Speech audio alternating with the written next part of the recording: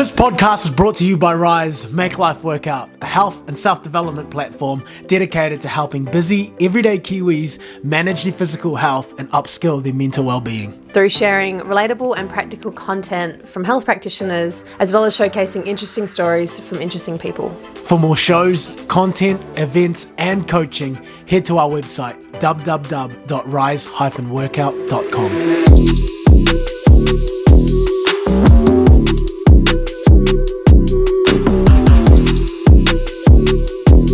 How's it going, everybody? Welcome back to the High Frequency Club podcast. My name is Marwan Salario. And I'm Sinead Behrman. We're here talking all things self-development, growth, and mindset. Have you ever wondered how people you know set lofty and yet seemingly impossible goals, but they achieve it?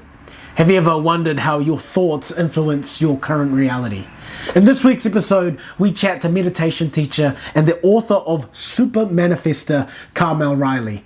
This is a practical episode on goal setting, the most effective way of meditation, and also how you can become more conscious of your limiting beliefs.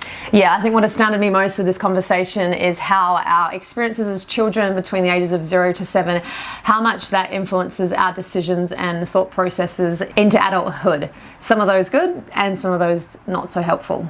A powerful chat with lots of practical tools, especially if you are open to growing and expanding yourself and the world around you. Let us know your thoughts once you have had a listen. Be sure to follow along at the High Frequency Club on all your favorite audio platforms, including Instagram and YouTube. Enjoy the show. So when you sent me your profile, you were like, what and your extensive body of work. I mean, me and Sinead have talked about some of these topics already, but it's great to have an expert like you in the space actually and school us a little bit more on it. But for people who might not know, that's why it's great. When I read your book, I was like, awesome.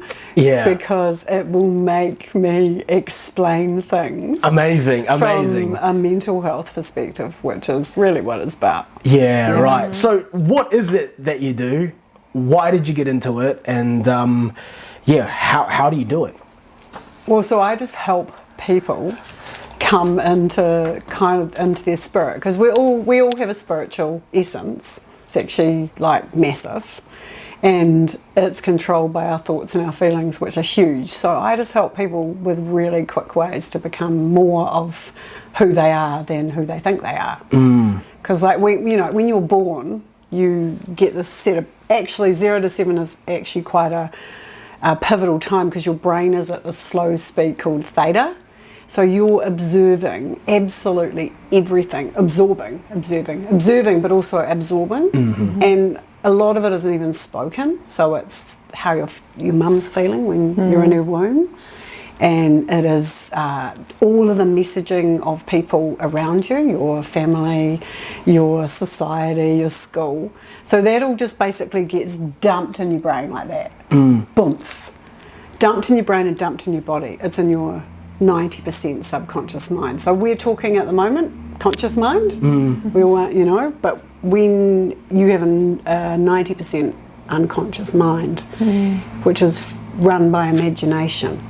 So when you're a child, 0 to 7 years, there's this whole body of programs that are built from just being around family members and society and wider. And so that is a challenge for people. Generally about 35 is when all of those patterns that you've accumulated and all of your habits, and you know about habits, all of that accumulates in your mind, and you basically start to act on autopilot.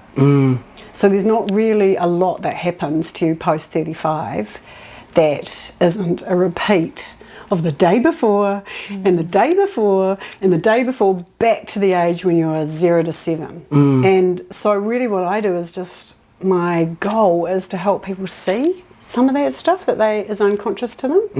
And so you can make a decision. So you can say, well, okay, so maybe when I was 6 and my parents got divorced, and it was messy and brutal, and I loved them both, but I, had to make choices, and they were, they weren't very nice about each other. So I made a decision right then that the world wasn't a safe place, and that people you loved are going to hurt you, betray you, or do worse. So that is a program. It's set in your mind. It's an unconscious program. It's in your brain. And what happens is very likely when you hit that time of 35, you are going to start to, and particularly if you have children, because it makes the stress worse, and particularly if you have a really busy job, you're going to start to replay that program and say, right, partner, I'm divorcing you. Or, I don't want to be, you bring this back because it's a pattern, an unconscious pattern in you, remains unchecked till you do something about it.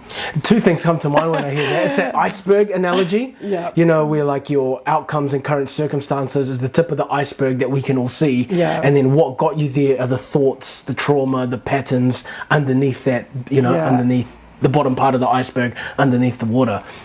So when you say that, from like 0 to 7, we are just observing and absorbing so much of the things that are around us. A lot of that isn't our fault then. Well, it's not about fault. It's like I encourage and I teach people just to be conscious of what is unconscious. And there's no right or wrong in it, but there's the stuff that you want, right? And a helpful pattern that helps you to succeed, to smash your goals, to have loving relationships, to make a hell of a lot of money if that's your goal. Those are great. But then there's all the other stuff, and in our country anyway, there's some big, really unhelpful cultural programs. Colonisation, land loss, warfare. These are, if you're Māori or Pacific, trauma in families, family violence, worse, addictions, drug pee, cannabis, alcohol. These, if you were in that situation fighting as a child, you just pick it up and it's there. And so I guess when you understand the way your mind works and you understand particularly the way your brain waves work, and you are prepared to do a little bit of meditation, you can actually get in and just weed out the shit that, excuse me, you're allowed to swear. You're allowed to swear. Any longer, the stuff that weighs you down. And so I think some things are really unhelpful programs, and I work with people in hypnosis. I don't think anyone answers out of 0 to 10 whether they love themselves. Most people are 2 and 3. Are they worthy? 2 to 5. Are they accepted? Very few people get past 6. Are they secure? Most people are 2 to 4. And you can ask this to a person in hypnosis, or you can ask yourself in meditation, where am I on the scale of 1 to 10 in all these areas? Straight away you'll get an answer because it's in your subconscious mind. And so when you know that, you can say, well, actually, I don't feel very loved, and I can see this because I'm not having loving relationships. I can't get a spouse, or I can't stay friends with friends for very long. I'm always got drama and trauma, so you know there's something there. But you can go back and say to yourself, well, is this me? And chances are you actually copying your mum, your dad, what you learned at school because you were bullied, the fact that you're in some racial stereotypes. And that's the reason why you want to do the work. And that's the why. I was just about to ask what types of people come to you, because there has to be that point of consciousness and awareness where people are like, maybe it's not about actually the world. Maybe I am where I am because it's me. And at what point do people come to that realization? The really sad thing is most people come to it with pain. And rock bottom, right? Rock bottom. But drugs and alcohol, it's hard because they just anaesthetize. And I know why people are anaesthetizing themselves, because they have this stuff that if you confront it, it's really, you go straight back into that trauma, but you're surrounded by trauma the whole time. So that stuff is really, really, really hard. But most people, it's pain. It's a divorce. It is a life crisis. It is pretty much the whole planet has a poverty mindset around wealth, which is like, you know, in New Zealand, I can only be paid this amount. I can only do this career. Like, there's a ceiling. You know, I need to work 3 jobs. These are actually tribal programs, so it's not even. It's family. It's ancestral, and it goes back to our evolution from being cavemen and women and fighting for food. So it's this poverty mindset is one of the biggest bugbears that I have, because there's no ceiling at all on wealth. The only thing that's sitting in the way between, you know, you having $1 million or $1 billion is your mindset and your, you know, your decision to accept and allow more. Because if you think about it, this is, you know, like the fact that there are billionaires, there's not many of them. There's a few more millionaires, but they exist, right? And they didn't get there by working hard. They got there because of an enormous sense of self-belief and the dedicated desire to be more. And that has this, the be more, the allow more vibration. When you do that work for yourself, that just is echoed by the kind of life experiences, by the people you meet, by, you know. It's really hard to explain how it happens, but it just happens if you take the responsibility for how you think about yourself and how you feel about yourself. Yeah, I love that you brought that up, because I think money, especially in this time, it's front of mind for a lot of people. Yeah. Cost of living, blah, blah, blah, blah, blah. Yeah. And you mentioned the difference between, you know, $1 million or $1 billion, or it doesn't even have to be that big, right? Let's say earning $50 extra a week or maybe $100 a week is going to be your mindset.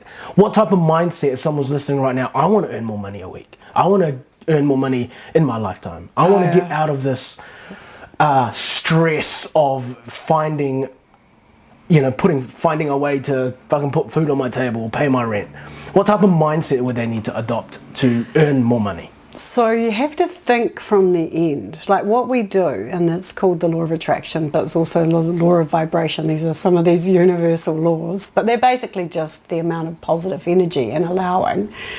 What people do is that they're holding themselves separate from a goal. So they're saying, when I have this, I will know that I'm happy, I'm successful, as opposed to owning the energy of being wealthy and successful. Like if you walk around bougie, like, you know, I've got $1 million in my bank. If you walk around with that energy, if that's what you want, I am the owner of this amazing business, and, you know, it's creating all these incredible outcomes. That energy is very different than saying, in 3 years, I'm going to have, you know, I'm going to claw my way into my first business. And after that, I'm going to go and, you know, buy a few properties. And then after that, it's a very different energy. You have to, and I think the other thing that is really important about the mindset is the feeling state. So there's a feel about successful people. We know, you know, like, you know, someone who's successful. They're confident. They are just, they know. They speak sure of themselves. Yeah, they're still in the ownership of the energy. So if you don't have something, you have to think from that end, and to get to that end, you've got to practice it. And it gets easier if you practice it with your slow brainwave. So that really is the difference in what I teach with the attracting field, is if you slow into that theta state. So if you go back to and delta, I prefer actually delta as well, but those slow brainwaves, which you'll like, this is a personal trainer, are about 40 to 60 beats per minute. That's pretty low. That's heart rate? Heart rate. So when your heart rate gets that low, your brain comes into entrainment, and there's the coherency of your heart and your mind. And that is the brainwave. If you can get yourself into that, do you know you've got to close your eyes, because it shuts out all the stimulation, slows down your nervous system. And then you start to basically just seed that goal, whatever it is, with brainwave speed with that heart rate, with the thinking and the feeling, and it creates a new program. Got it. So the concept first is, let's say my goal is to earn $100 more per week. First of all, I've got to clarify the type of person who would earn an extra $100 per week. Find out the character, embody that character. A little bit, but as a manifestor, I'd be saying to you, rather than I want to earn another $100 a week, why would you say that? Because then you're limiting yourself to that. Why do you not say, I'm just wealthy? I'm loving my wealth. And not worry about how you get there or when you get there, because from a universal perspective, we're not, the universe doesn't do 1 week $100. Like, if you think about a hit song, this is the best analogy I can give. A hit song just goes boom across the world, Gangnam Style. Yeah. Rudest, you know. Yeah. I get you. Boom, 5 million views on its first airing on YouTube, you know. And that can happen if you just think about the goal state and how you feel with that, as opposed to putting a limitation around it. So you just say, I am wealthy. I am is getting you halfway there, because you're owning the state. And when I'm wealthy, I feel satisfied. I feel happy. I feel I'm smashing it. I feel relieved. I feel grateful. Gratitude makes anything present, because you can't be grateful for something you don't have, right? So if you say, I'm grateful to be wealthy, I am so grateful and thankful and happy to be this really incredibly wealthy person. Right. How many people do that? Yeah, not many. Usually a lot of people Yeah. start with the goal first, right? Yeah. I want to earn $100 extra per week. I want to lose 5 kgs. But what you're saying is actually... Think from the end. Yeah. I get rid of those boundaries. Yeah. And just, I am wealthy. I am healthy. I am fit. Yeah. Right? Because that's exponential. Right. And if people walked around saying, I am loved a bit more, we would have way less conflict and division. Right. So we've got the goal state. Find the goal state. Yep. What comes after that? You're saying get into... So for me... if you want, I do a lot of pumping my heart. Yeah. Like, if you can say that goal state in your heart, you've got the feelings. If you can say that goal state and say, I'm grateful for my wealth, or I'm grateful to have this incredible business, I'm grateful to have this amazing team, I'm grateful for my beautiful relationship with this person that I absolutely adore and love. You can see how, when I talk like that, it feels very different to a conversation where I'm saying, you know, I'd really like to have a partner, but they're all beatards. You know, I can't find anyone. I really want a relationship, but I can't have one because, you know, I'm always betrayed. That sort of stuff is the way we're used to kind of thinking about it. But when you sort of, drop it into your heart, that really helps when you want to slow into the feeling state, into the success state, into thinking from the end. You just kind of like feel it go in and just drop into your heart, because there's this, so the energy of love, and it's very well proven by, you know, people into the sort of science of our vibrations. Our heart is 150 times more powerful than our mind. Yeah.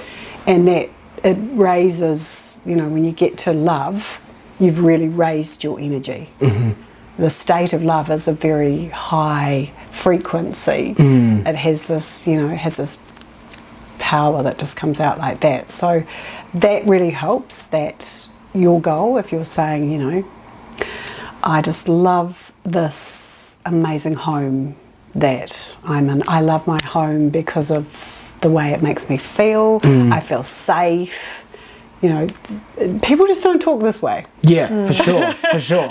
So let's say I want to be wealthy. I am wealthy. Sorry. I am wealthy. I am super wealthy. So the practice next, once you've got that goal state, is it to meditate? Is it then to close your eyes, meditate 10 minutes per week or 10 minutes a day and visualize what wealth looks like to you? Like, what's the process Okay, here? so You want a good meditation practice because it doesn't have to be long if it's good. And there's and again, you want to hit delta. So I have a health tracker, you know, the Fitbit or the Apple Watch.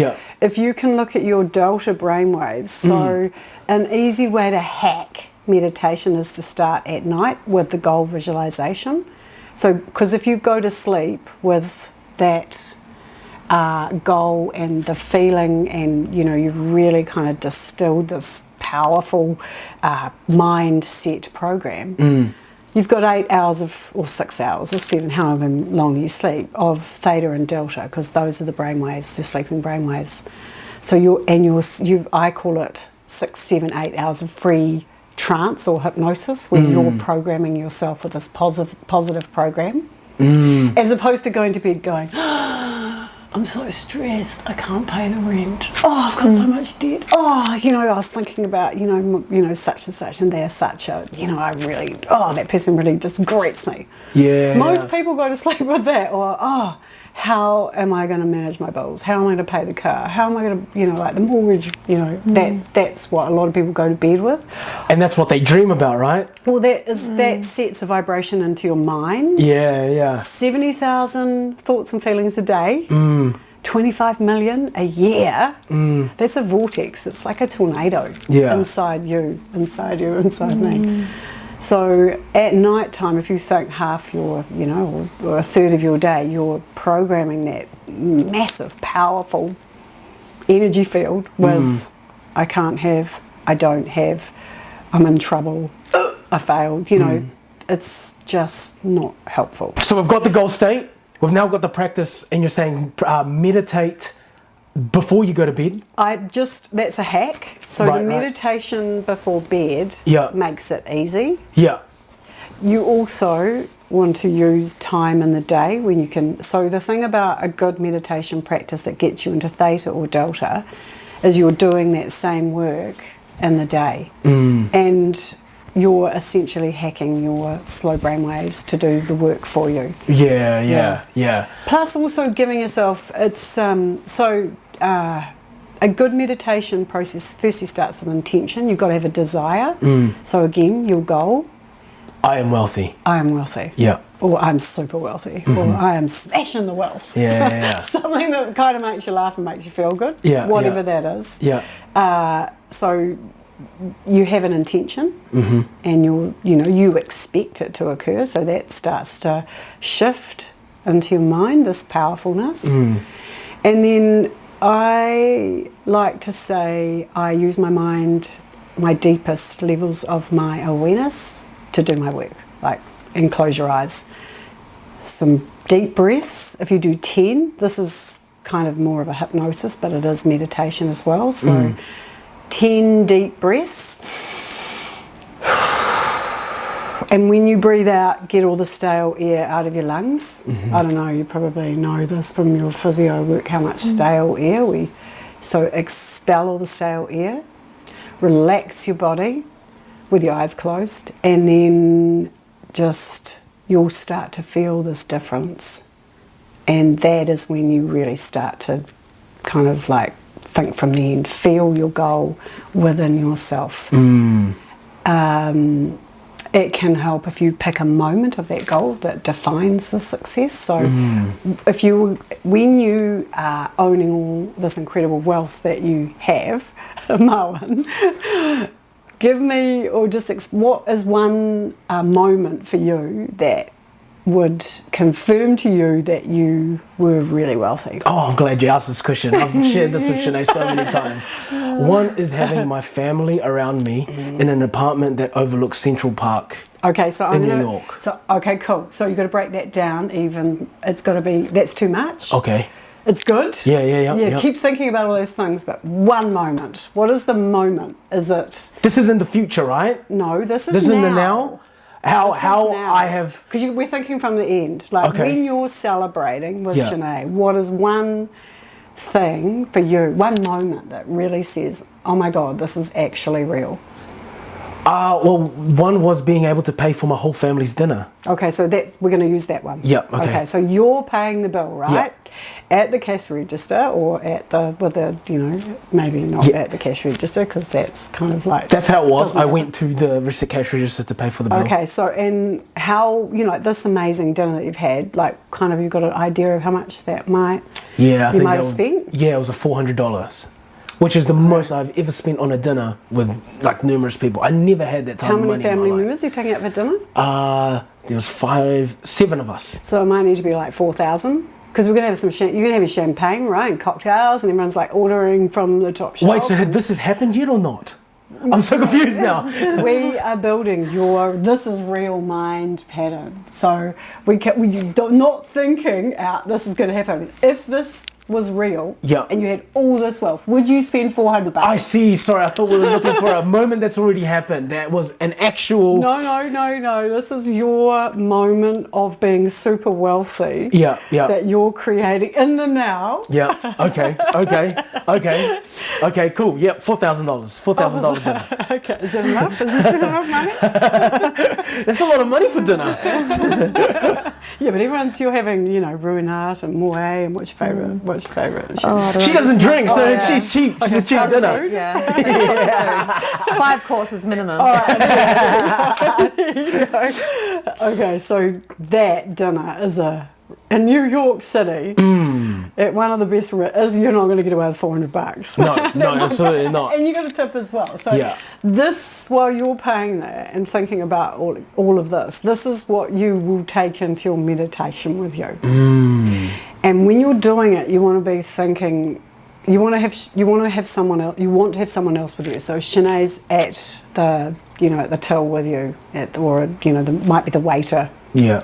Giving you the the EFTPOS machine at the table, but you want to have someone with you in that moment of success, and they are saying, Marwan, oh my God, this is just so amazing. Look what you've done, and congratulating you.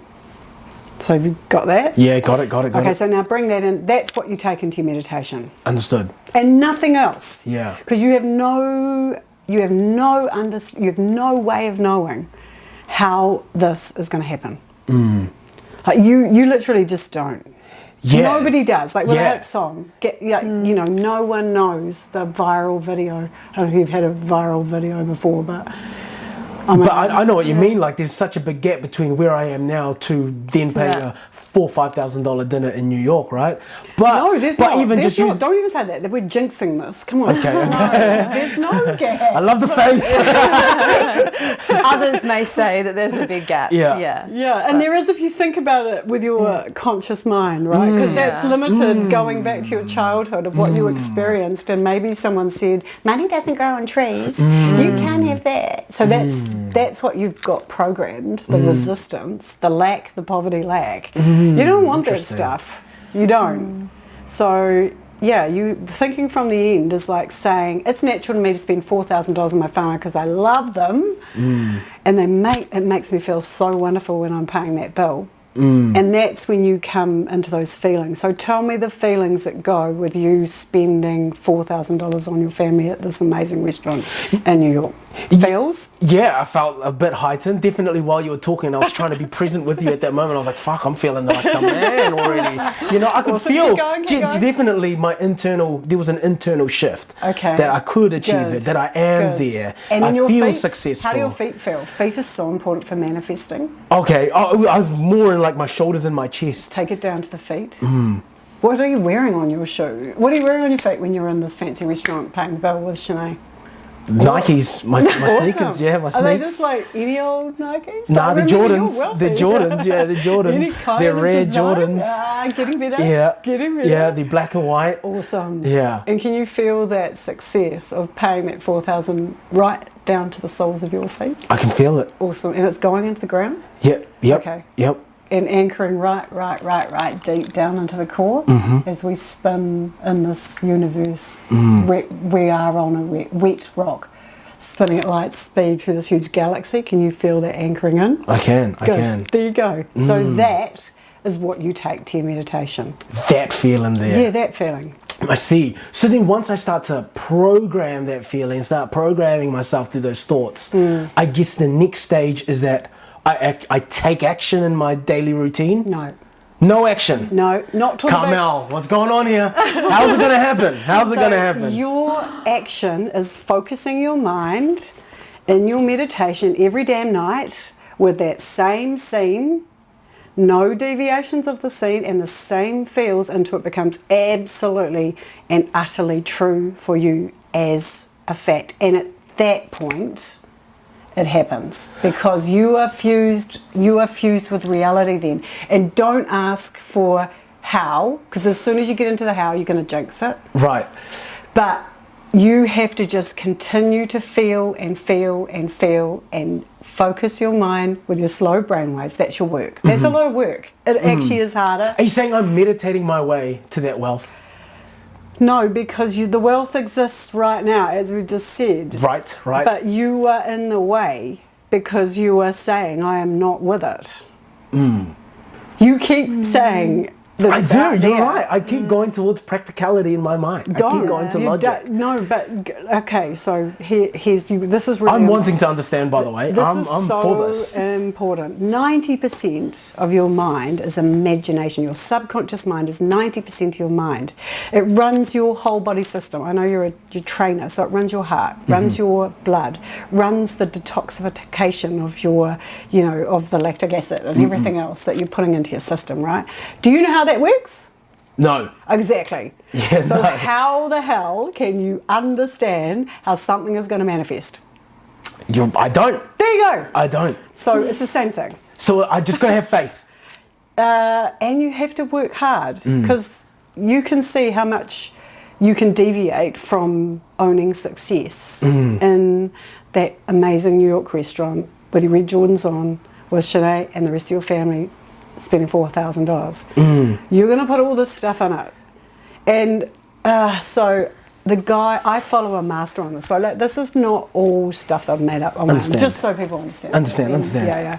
This is a guy called Neville Goddard, and I just swear by him if you really want to rock your manifesting. 1960s, he had a TV show, and he helped thousands of people manifest cars, trips around the world, apartments, incredible businesses, getting out of debt. I think he manifested his wife, or she manifested him after he'd come through this really tumultuous divorce. Just incredible stuff. He's a master. So he will say at least 3 weeks of continual, before you go to bed, that deep meditation, and then getting your good meditation practice. But it is quite hard to do that for 3 weeks. I think it takes more. For me, it takes, and the older you get, probably the more, you've built up all the resistance for however many years you've been on the planet. Yeah. And also, you have to go back and do some work on unconscious blocks as well. So it kind of depends. If you're a very open receiving person and you're prepared to do that imaginative work and not think it is something in the future or something random, that you really believe it, that it can, you really feel that belief, you can bring it around a lot faster. But the challenge for most of us is we have the stuff from 0 to 7, and some of us have it in our mother's wombs, where those feelings of if your mother felt ashamed, and if she felt grievous, and if she was going through a hard time. I guess so, and those limiting beliefs, like you said, to do that daily for 3 weeks, I think for a lot of people would be challenging. Like you said, that it would be natural that the conscious mind of like, oh, this is ridiculous, as if this is going to happen, or would come in, and it would be hard to always stay focused with that intention and just in that belief of like, this is going to happen, or it's happened,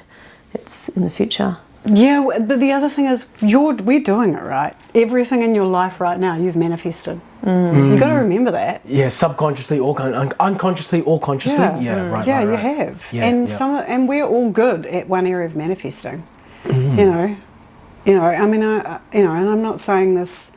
So for me, I can, when I'm working with something I really care about, which is normally to do with rivers or old people or young people, Māoris and Pacific Islanders, I can manifest literally millions of dollars. Like, it happens all the time. So I'm not saying this and not having any idea how to do it.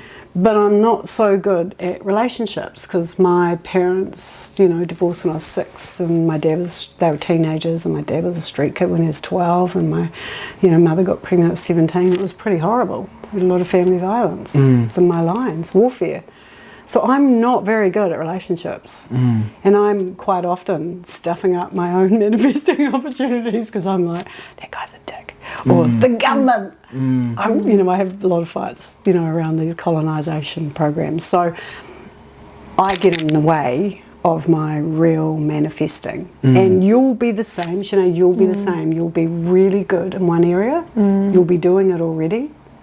You've manifested this high frequency podcast, and it's connected with so many people, and you've manifested that. And there'll be areas where you need a little bit of you need to go back and get rid of those limits and do some work on yourself. And it's funny now. Now that you're 100% right. There are certain things that I've manifested that have become somewhat not easy, but much more natural. Yeah. And then there are certain beliefs that I have. For example, that in order to, like, my next goal would be to go on holiday without having to, bat an eye on my bank account. To be like, cool, babe, let's go visit your family. Who cares what it costs? It'll be all good, you know. And then in my mind, I'm like, to get to that type of wealth is going to be very hard. It's going to take a lot of focus. And then what you're saying, what I'm learning right now is that that's a limiting belief in itself. So it's such a big limiting belief, and which what is you're then saying is making that it hard because then because I'm manifesting that it's going to be hard work. Yeah. So then then it is becoming hard work. Yeah, well, that's tripping me out. That's why I wrote the book, and that's why I call it. So there's the manifesting. There's manifesting. Everyone manifests. Okay, everyone. What is in front of your life, good, bad, or ugly, or uglier, you manifested it with your thoughts. 70,000 thoughts and feelings per day that go back to 0 and in the womb. If you want, if you believe in the universe even further out into the galaxy. So everyone is manifesting. And the best way to tell what you're manifesting is to look at your life. Okay, what's in your life? That will tell you what you're manifesting. Most people manifest it, which is fear, uncertainty, lack and doubt. And 80% of that is negative. Comes from the day before and the day before. Joe Dispenza says this all the time. Yeah, we love him. Yeah, so most people either manifest unconsciously or manifester. To super manifest, and this is the difference, it's the consistent, repetitive use of positive imagination and assuming stuff that isn't real is real. And then that's a very different, that's a very, very different way of being than most people on the planet. And I think I only just say it because I just think too many of us box ourselves into this cage with our thoughts and feelings. And if you really look at them, are they even yours? Or is it just something other people and you've told yourself for way too long? I noticed that in regards to obviously the work we do with people and in group fitness for me, of certain people that are like, oh no, well I can't do that and I can't do that, and oh no, my knee's not good, and I'm always like, try it. Like, you're obviously always telling yourself I can't do this, I can't do that, without even trying it, and then often they try it. I'm like, you're doing it now. Like, so they obviously just have held on to those limiting beliefs, whether, like you said, they're probably not even theirs. It's probably been a doctor or mum or dad or someone telling them that they can't do something without them even trying it in the first place. So, yeah. And it's weird, like, people hang on to it being told they were stupid by their older brother or sister, or that they were the dumbest in the family, or that they were fat. Oh, I mean, how many people were told they were fat as a kid? Oh, that's the fat one, in the family. Yeah, that's something I really resonate with, that I am dumb. I thought for a very long time that I was dumb. Really? Yeah, but it wasn't until I had to do the work, as in create evidence that I wasn't dumb, to then actually feel like I'm not dumb anymore, But I couldn't think or imagine my way out of it. Don't get me wrong, it definitely started with... I can't think that. Am I truly dumb? Are these thoughts true? Or did I just a mold into that belief that I had about myself, which was true for a very long time. It was easier for me to be the class clown because it was easier for me to call myself dumb than other people to call me dumb. So like I played that role of the clown. But I couldn't stop believing that I wasn't dumb until I got evidence that I wasn't. Right? Until I was like, cool, I am a really good personal trainer. I am. I have got an industry recognition for what I do. I mustn't be dumb. You know what I mean? Yeah. Did I take the long way round? Or, I mean, I am where I am, right? And I'm glad I am where I am. No, we're not having that. I'm not letting you say that. Okay. I am where I am. I am is great, but not I am where I am. Because you're going to stay stuck here. Like, you have to keep growing. I mean, this is part of how we've evolved. This is part of our innate nature as physical beings and as spiritual beings. We expand, we grow. We're not meant to be where you are. None of that. You are meant to grow and expand and to challenge yourself all the time. Not on anyone else's, not in competition with other people.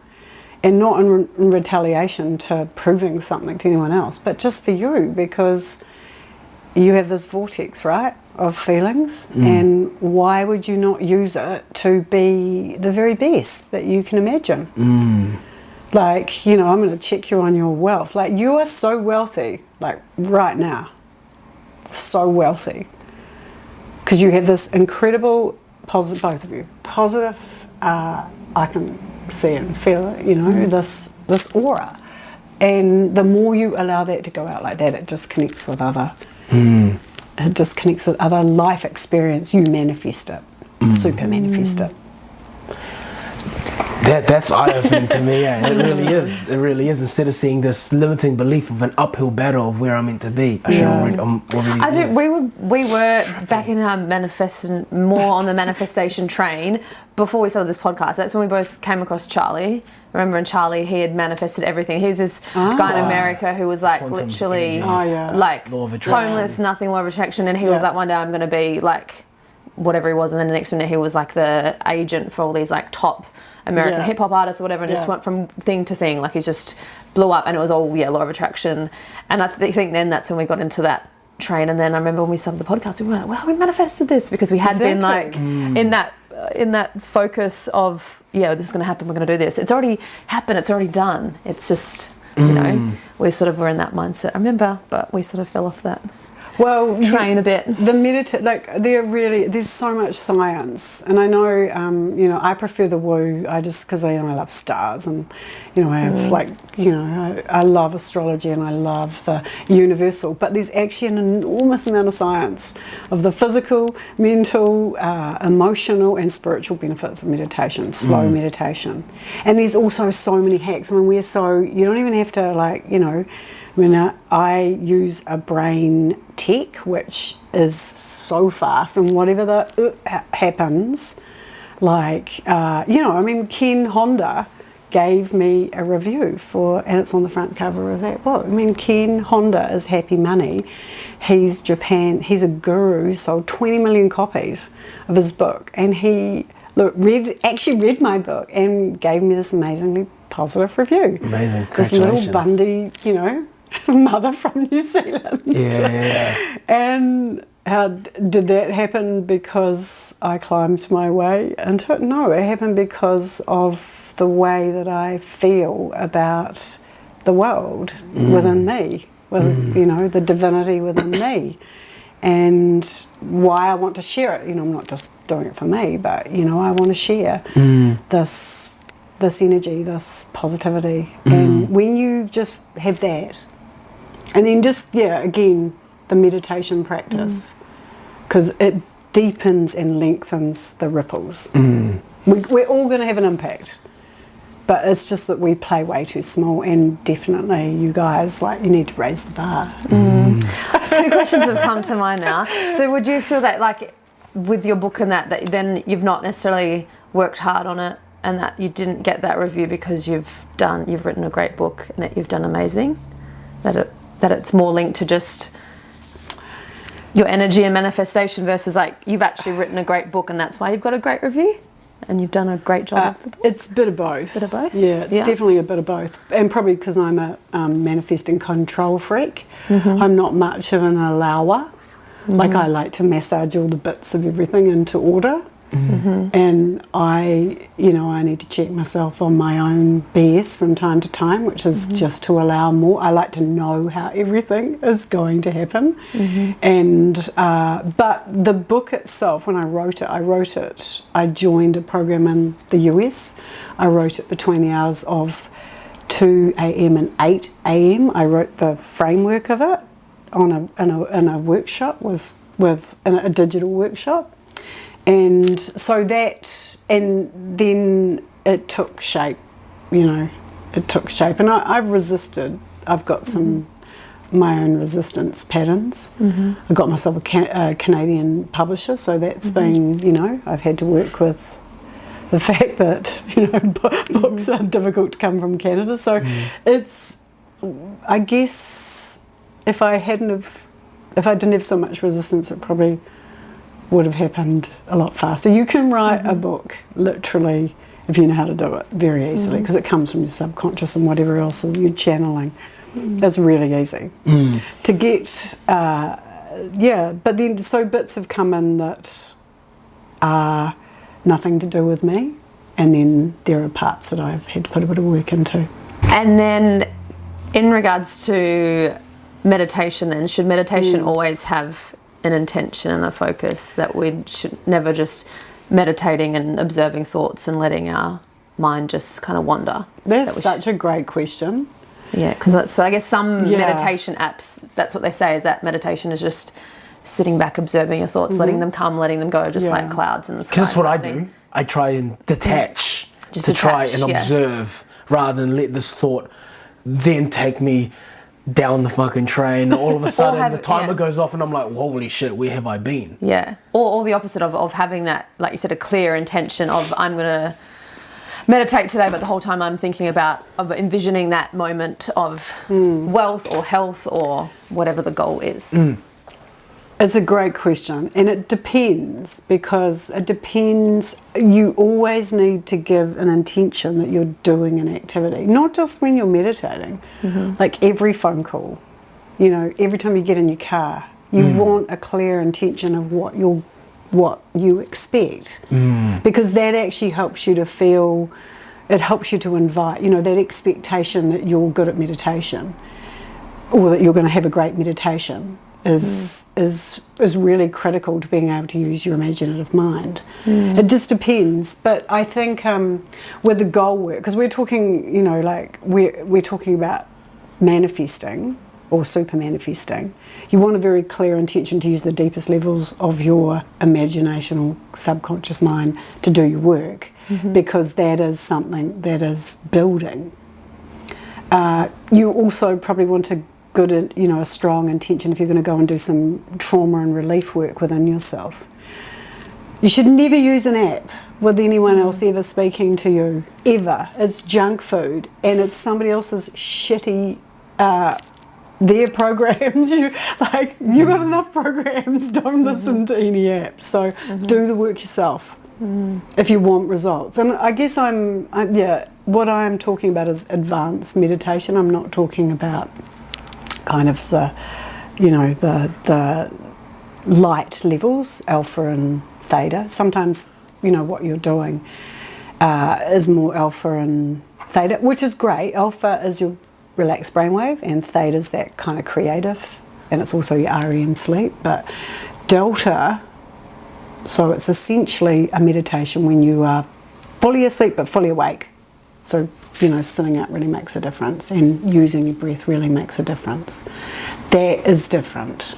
And whatever way that you can develop a practice for that, firstly with that intention, but then whatever process you use, if it's breathing or imagining you're in a tunnel or a river. A lot of my clients like to be in rivers, floating, and it helps them to get out of the conscious mind. But it's the deeper you go, the faster you go. And then the other thing I guess I'd say with, so I learnt all the levels of hypnosis deliberately because I've got one of those like, I need to know. Meditation where you just float is actually really rare. Anytime you've got a purpose, it's self-hypnosis. And self-hypnosis is really useful. It's just so useful. What is that? Self-hypnosis? Well, they're the same, but self-hypnosis, from the end, they're the same. Imagination, you're shaping it or you're allowing it to open you into new ways of thinking. Yeah. But hypnosis generally has a way of detaching your critical mind, your conscious mind, generally through body relaxation first and then mind relaxation. But, I don't know if you've... guided meditations apps are actually hypnosis. Okay. Yeah. But what I just say to people is you want to hypnotise yourself as opposed to letting your unconscious programs and everyone else hypnotise you. Yeah, right. Yeah. I mean, TV is hypnosis. Yeah, definitely. We don't watch much TV. Don't lie. We only watch like on the weekend. We watch no. Sorry, Monday to Friday. Do we watch TV? No, Monday to Friday. Do we watch TV at all? No, we don't. On occasion on the weekend, we watch a movie. But but the news is such bad hypnosis. And also your phone, I guess. How would you help bad coach someone who is, they might not necessarily be at rock bottom, but they're hearing this and they're like, I want to get rid of my limiting beliefs. I don't want a crisis to happen first. Yeah. How would you help someone become more conscious of their programming and patterns without having to go down that rock bottom? So just start meditating. Find it and Google or find or invite to say I really want to understand my own work. I actually write a lot about that in my book. I say there's a whole chapter that says you are the healer, because you can so down to about 3 years you can do the work if you just say to yourself if around this issue of wealth for you, Mo, and if you just say, okay, when did I first start thinking that money was something that was hard? Like just... Oh, my parents, definitely. How old were you? 5. Okay, there you go. So 3. Three. And can you remember what it was? Who was it?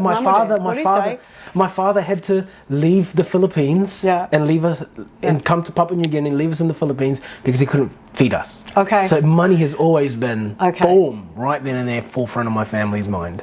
Okay, so that is a limit, and you've just identified it with your subconscious mind. So what you can do is just go back to that and just say, okay, I'm just going to envisage, I'm just going to play around with this, do a bit of revision.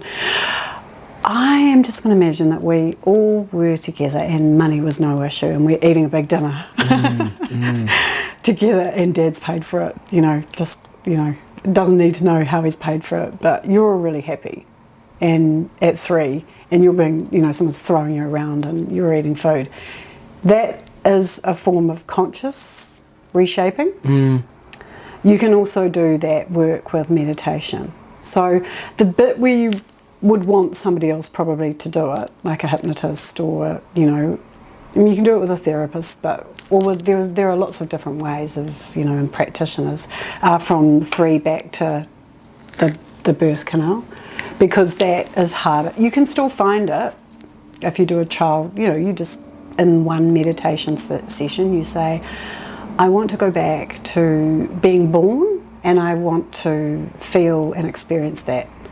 And again, if you say that at night time, you're going to have a dream which is going to share what happened. That's the way your subconscious mind works. It's got everything there. It's a great data bank. And it also connects into all your, everything that happened in your family and ancestrally and beyond. So I just say to people, do the work. Use meditation to do your own work, to change anything that is in your way, to find anything that you need to find. With trauma, you definitely can just do the work just by asking. Asking what? Asking to have your blocks and your limits reveal, asking your mind to present them back to you so you can heal them. So that's probably, you just basically say that, okay, I want to know what's inside of me and I want it all to show up. Because, there is this universal sort of higher self protection. You'll only get what you can handle. And what you can handle is basically aligned with how good you are at using those slow brain waves. So if you're really, really busy and you go, I want to know about all my blocks, it's probably going to take a bit longer for them to show up. Yeah, because you've got to be fully open to it. Yeah. Or you might have like life experience. If you think about it, the hardest things you've experienced in your life have always been the best. And the most.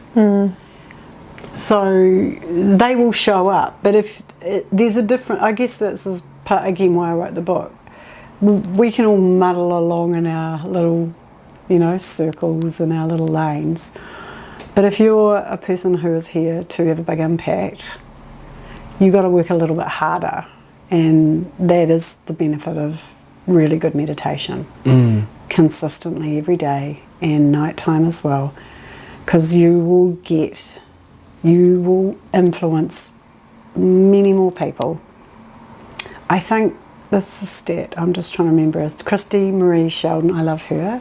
She was one of the first people that I got interested in this sort of space, because she just talks about intuition and meditation and to grow your intuition. She has a statistic that one person who's consistently positively either loving or grateful or in those elevated emotions affects 750,000 people, like some way, shape or form. Now, so that is, to me, she's kind of like she's sort of set that benchmark of, you can have a great life, you can be an amazing person in your family, but there are some of us who are just here to do a little bit more. And I know you guys manifested this podcast to have more impact than, just this particular suburb, There's some serious wealth embracing and relationship influencing and people outcomes. I mean, I think that's what, for me, it's why I do it. I just love it when people go, whoa, actually, here I was thinking I was this little Bundy person from New Zealand. And here I am, helping people. Here I am, with this world-class podcast, with this incredible business, with this incredible team, with a really happy family, with an amazing relationship. For me, those are, or having an impact on our natural world. That's why we do it. If someone wants to buy your book, they can go on Amazon, right? If they're from New Zealand. If someone wants to buy your book, what can they expect out of it? Well, so for a start, you can just walk around holding the cover, because it's got a really powerful symbol known as the fleur-de-lis, and he's a really amazing artist who did the symbol. So, and the colours are around that Egyptian knowledge system of Horus and Ra. So it's around divinity. So you can really just get the book and just like go like that and beam some of those vibes out. But what they can expect I think they'll be surprised at what they learn about how to work with their own thoughts and feelings, how to own them, and then how to expand that influence and kind of work with the universe in a way that life experience just shifts and is easier. Yeah, it's about unshackling yourself from the limits, and I explain all about meditation, all about hypnosis, all about how to do your own healing work, all about how to use your heart, how to use your dream space, quite practically. I know for a lot of people it sort of seems like, oh God, that's very woo, but it's actually, there's a lot of practicality to it.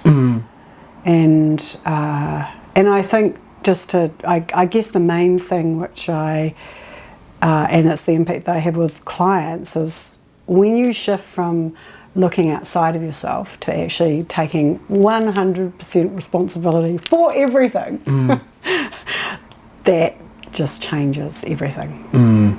Yeah, I fully agree. Self-accountability is extremely powerful. I just have 2 more questions before we wrap up. If people want to find out more about you, Carmelle, where can they find you? So probably the best is my Instagram, which is @supermanifestar. Cool. That's probably easiest. Yeah. Amazing. My last one is, if someone is listening right now and they've just come to the realization that they have a limiting belief, like I have, that is one of my biggest takeaways from this. And I really look forward to actually, you're right, this is very practical, because I know what to do. Once you leave, I know that I've got to meditate and have an intention with it and actually create that feeling of wealth and freedom. I am already there. Yeah. Great. I'm already there. I'm wealthy. Yeah. Not already so there. you're 100% I am wealthy. Right. I'm wealthy. I'm wealthy beyond my expectations. That's what you need. Yeah, you're right. So if someone is listening there right now and been like, fuck, I've just realized I've got a limiting belief about something, what advice would you leave them with? Well, it's hit those meditative brainwaves and just open yourself through deep meditation, because there is just nothing that you cannot shift. There's no trauma you can't shift. There's no life goal you can't bring in. There's just nothing that you can not do with your imagination. Because you've got to remember that our imagination is tapped into this huge field. We think we are just physical beings, but there's this, like, all this stuff happens. Our bodies happen without us thinking it. All of, nature's creation happens, and we're tapped into that as soon as we allow it. And that's the biggie, is allow yourself to come into that universal feeling. Yeah, that universal being. It's more than feeling, it's feeling and being. Just because it's fun. Because, it's far better than worrying about who's the bombs that are in Gaza at the moment, and whether it's the Israelis or the Palestinians, or how much debt you may, or that there's a recession, or that you don't like who's in government, and that stuff is like, we came here to play and to expand, and I would leave that with anyone who is thinking about something that's not so much fun. It's just, what if you could be more? Yeah. What a great question to finish on. Carmelle Riley, everybody.